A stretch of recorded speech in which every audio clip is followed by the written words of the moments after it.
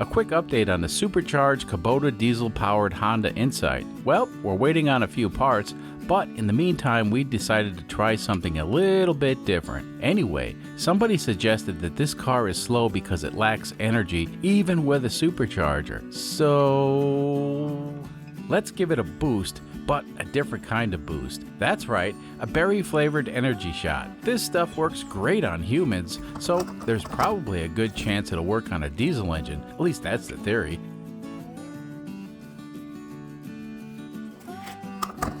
Let's see if it makes a difference.